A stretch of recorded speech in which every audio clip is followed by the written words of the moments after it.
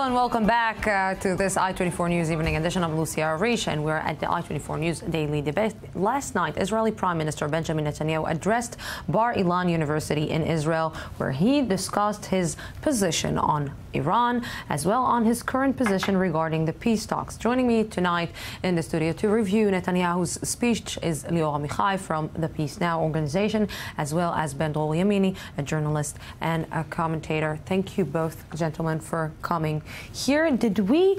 Let's begin. Did we hear a different Netanyahu yesterday? Well, I'm not sure because, you know what, maybe because he did not speak so much about settlements. He did not speak so much about Jerusalem. He spoke only about one issue, right of return. And he said that actually Israel will never accept. But this is something which I think is common to Peace Now and to the Likud and to Meretz. It's not something which is under a big debate in Israel. There is a consensus. Of course, the extreme left, I don't know if they are 2% or 4%, support the right of return of the Palestinians, but we are speaking about a very marginal minority in the Israeli spectrum. So actually, in his attitude about the right of return, he represented 95, 96, 97% of the Israelis. But he did not speak, and that's highly important, he did not speak about the settlements, which mean we are going to face a compromise. Maybe a new negotiation and a new subject to discuss in the Israeli society. Tommy, how do you think? I think that he did speak a lot about many issues in this speech. Of course, he disregarded many as well. Nonetheless, he showed a very clear, one-sided narrative of things, which I believe he also showed us that he's not willing to really make. He does not believe in peace with the Palestinians. He said that he's not believing with peace with Hamas, clearly, not with the Palestinian Authority as well. And I think that, unfortunately, Netanyahu showed once again, even to the naive people who still believe that his intentions are for peace, that he does not believe in it and he's not intending to do anything about it. Do you agree with that? Although we know that as much as I remember, he is not a supervisor from the UN. So yes, he was one-sided. He is a prime minister of Israel. I don't recall one time that Abu Mazen, needless to speak about Arafat, spoke about the Israeli point of view. As much as I know, Netanyahu is the prime minister of Israel, and he should represent the point of view of Israel. Now, he is willing for concessions. I do not agree with every thing that this government is doing, not at all. I disagree in a lot of it. But I do know that he is the prime minister of the Israeli side and not he is not coming from the UN. So when people complain that he is one-sided, what are you talking about? He is not coming from the UN. He is not the General Secretary of the UN. He should speak about the Israeli perspectives to peace.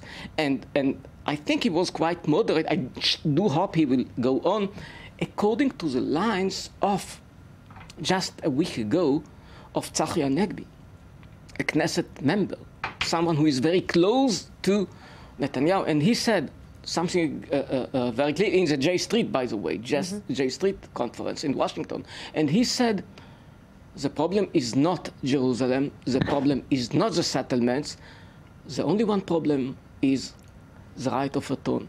I expect Peace Now to welcome Tzachi Hanegbi and his attitude and to say, you know what, let's go for it.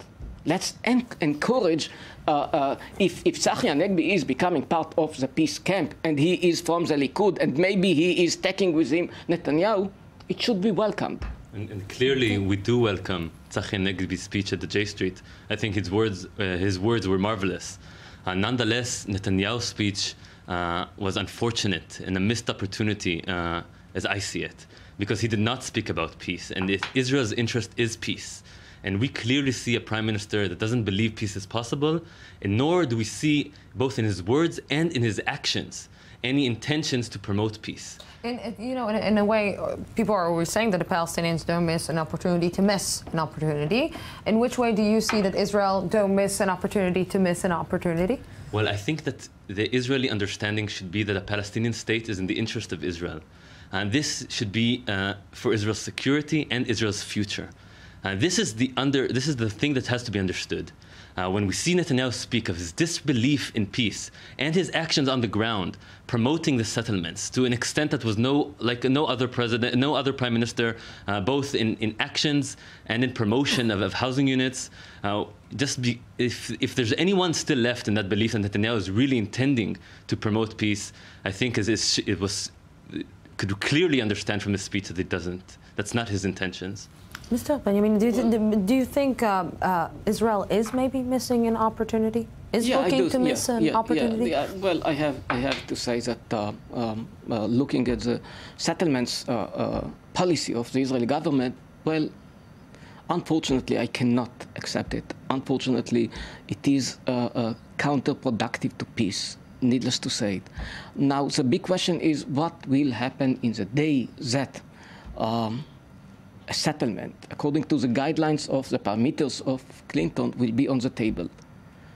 I don't know. I don't have a good answer. I just know that Israel accepted it 2 times at the very beginning of 2001 or the end of 2000, when it was proposed by ex-president of the United States, Bill Clinton. And I do know that it was proposed again by Ehud Olmert. And I know that time and again, it was rejected by the Palestinians. Right now, I don't see this government, the current government, headed by Prime Minister Benjamin Netanyahu, I don't see them accept. I don't see them, which is, of course... Why? Because of the right-wing parties that he has in his government? Because he's relying on them? Yeah, because this is a center-right government, we have to admit it. But I do know that it was on the table. I do know that it was rejected by the Palestinians once and again. And I do hope it will be on the table again in order to promote peace. Will it be achieved? I just have no idea. I know that right now it is negotiated by Tzipi Livni. And she receives a lot of support for the moment from Netanyahu. So there is a difference between the public declarations like yesterday and what is really going on behind the scenes in closed doors. Exactly what I want to say. So maybe things are actually going on different behind the scenes, because he is sending Tzipi Livni. Let's not forget that Tzipi Livni 4 years ago, not so long, a year ago, was in the opposition. She held totally different ideas than Benjamin Netanyahu, and now she's actually negotiating in his behalf, on his behalf. So I think that maybe let's try to put the ball in the other side. What the Palestinians are doing wrong? Well, I think the Palestinians... from the Israeli view, from your view. Well, look, what I want to mention, I think this is the important point. I think in this regards directly to what you're saying, that on the one hand, you have Tzipi Livni who's negotiating, but she also has a Molko with him, a representative of Netanyahu. But also you cannot ignore the fact that you have a very right-wing government. You have the Minister of Housing and Construction, who is from the Jewish Home Party. And you have Naftali Bennett as the Minister of Economics with the Jerusalem portfolio in his government. I have to tell you that Naftali Bennett was here in the studio and actually recognized a will that the Palestinians should have their own state and their own parliament, and they should have the ability to move between Hebron and Nablus with with a free way that will be open to them. So it was a surprising thing to hear from Naftali Bennett. This is a very important point, because if we look at Naftali Bennett, unlike Netanyahu, by the way, showed his political ambitions regarding a Palestinian state, and he actually really showed it, and he wants to annex Area C completely, which is 60% of the West Bank, to Israel, leaving about 150 Palestinian islands that might be connected, I don't know, by roads or underpasses or bridges. I don't see how that's implemented. I think it's a nice mix of words which are far from reality. Is it? Psychologically and politically, there is something very interesting, because you asked my friend to tell what is wrong from the Palestinian side, and he couldn't answer. I mean, why is the peace camp in Israel, which most of the peace camp is Zionist, is supporting the two states for two people's solution, why they never can criticize the Palestinian side? For example, in their demand about the fantasy of the right of return, they just cannot express it. Why?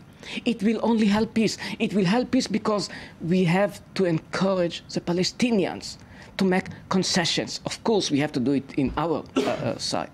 But somehow, whenever they are asked, my friends from the peace camp, to tell something about the Palestinians, they are speechless. They cannot express any word. I mean, why not?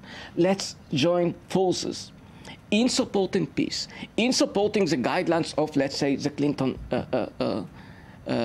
proposal. And let's push both sides. Because everybody is pushing Israel, nobody is pushing the Palestinian side. How come? Why? Where is the peace camp? Why the peace camp is becoming so counterproductive to peace? I mean, you have to recruit the Israeli public. You never do it. Because you refrain from criticizing the Palestinian side when it deserves criticism. Why you cannot do it? Sorry that I'm taking your position and asking my Go ahead. I think that we are taking a very clear stand of our support for peace. It is not true that we're not doing anything. We are promoting peace daily. The Geneva Initiative, which says no to the right of return, is from the peace camp movement. This is what we do every day. We work to encourage peace in the Israeli camp. We are citizens of Israel, and we criticize the Israeli government for its wrongdoings. Of course, we also look at the Palestinian side in a very critical viewpoint. But one cannot ignore that now in the Palestinian side, there is a Mahmoud Abbas who's leading their camp, who's led so far a relatively non-violent movement, who's telling Israel that it wants peace. So it's not only, it's not a one-sided conflict. Israelis and the Palestinians share responsibility, but one cannot ignore the fact what Israel is doing daily on the ground, creating more obstacles to peace. Unfortunately, I have to tell you, I did not hear the peace camp when the peace proposal of Olmert was rejected. I did not hear the peace camp when it was rejected by Arafat. I did not hear them. I want the peace camp to join forces because nobody is criticizing this kind of projectionism of the Palestinians. You know, I want to even add one more question. Why do you think that the left in Israel is nobody's hearing the left? It's like nobody wants to hear what the left has to say because the voices are being very, maybe quiet, they're talking, but nobody cares about what the left is saying in Israel. Let's face the truth. I think you're expressing a sad reality, which changed a little bit in the last elections. I think if you look at the difference between the parliament, between the previous parliament and this year's parliament, or just the recent elected parliament, there is a difference. And voices that went to, we wanted more modesty in its representatives in parliament. That is one. The second thing is that we had 15 years of at least a lot of violence. We had a very violent second intifada. We have a separation barrier that Israelis do not see and engage Palestinians other than during their military service. This is a reality that's very hard to lead the Israeli camp to. Once there will be peace, the Israeli public will support it. But when they have their leaders insisting constantly that it's only the Palestinians to blame, when they have a leadership that only is not critical for its actions, only showing how the Palestinians doing their wrongdoings, while it's not taking any responsibility for its action, which for at least since '67 has been building settlements constantly and occupying a Palestinian nation, it is very hard to show our narrative. Gentlemen, I have to thank you for a very interesting debate that we put on the table. Thank you very much for coming to the studio. And we're going out for a small break, 10 minutes break, an update from our news desk, and then we're coming back for the I-24 News one-on-one. And tonight we have Dr. Nachman Shai from the Labour Party, from the left side. Don't go anywhere. 10 minutes. I'll be back.